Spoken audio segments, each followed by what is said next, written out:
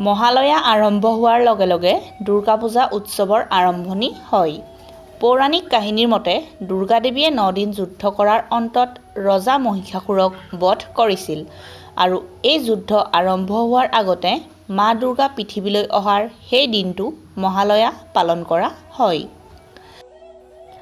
এতিয়া পিতৃপক্ষ চলি আছে, অৰ্থাৎ এই বছৰ 13 ছেপ্টেম্বৰৰ পৰা 28 ছেপ্টেম্বৰলৈকে পিতৃপক্ষ থাকিব। আহিন মাহৰ কৃষ্ণ প্ৰতিপদ তিথিৰ পৰা আৰম্ভ হৈ অমাৱস্যালৈকে এই 15 দিন পিতৃপক্ষ হয়। এই 15 দিনত সকলোৱে নিজৰ পূৰ্বজসকলক জল অৰ্পণ কৰে আৰু তেওঁৰ মৃত্যুৰ তিথিত শ্ৰাদ্ধ কৰা হয়।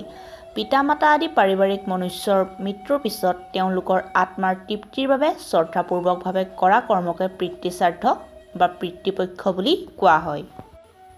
হিন্দু ধৰ্মাৱলম্বী লোকৰ বাবে মহালয়া দিনটোৰ বিশেষ এক মহত্ব আছে, কিয়নো এই দিনটোতে পূৰ্বপুৰুষসকলক পিণ্ডদান কৰাৰ বাবে শেষৰটো দিন বুলি কোৱা হয়।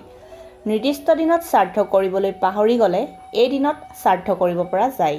এই দিনটোৰ আৰু এটা বিশেষত্ব আছে, সেইটো হ'ল মহালয়াৰ দিনা অসুৰ আৰু দেৱতাৰ মাজত ভয়ংকৰ যুদ্ধ হৈছিল আৰু যুদ্ধত বহুতো সংখ্যক দেৱতা আৰু ঋষিৰ মৃত্যু হৈছিল।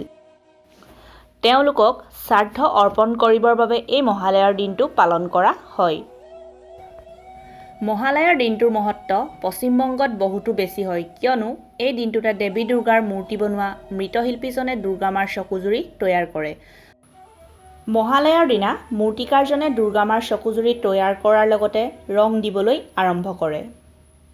বিশ্বাস কৰা হয় যে পৰলোকগামী আত্মা য'তেই অৱস্থান নকৰক, মহালয়াত জীৱিত পুত্ৰসকলে পৰলোকগামী আত্মালৈ শান্তি সন্তুষ্টিৰে শ্ৰাদ্ধ আৰু জল তৰ্পণেৰে তেওঁলোকক মৰ্ত্যলৈ আহ্বান কৰে।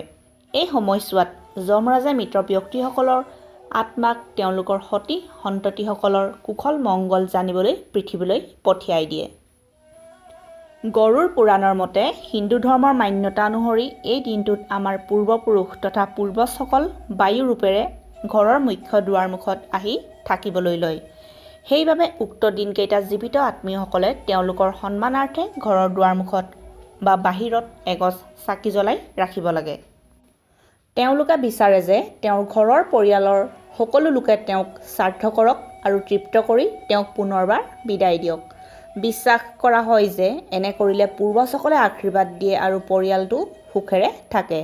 যদি শ্ৰাদ্ধপক্ষত আত্মাবোৰে নিজৰ আত্মীয়ৰ পৰা ভোজন প্ৰাপ্ত নহয়, তেন্তে বহুত ক্ৰোধিত হৈ অভিশাপ দিয়ে, যাৰ বাবে সেই ঘৰ পৰিয়াল কেতিয়াও উন্নতি নহয় তথা সেই ঘৰৰ পৰা ধন, বিদ্যা আৰু বুদ্ধিৰ বিনাশ হ'বলৈ আৰম্ভ কৰে।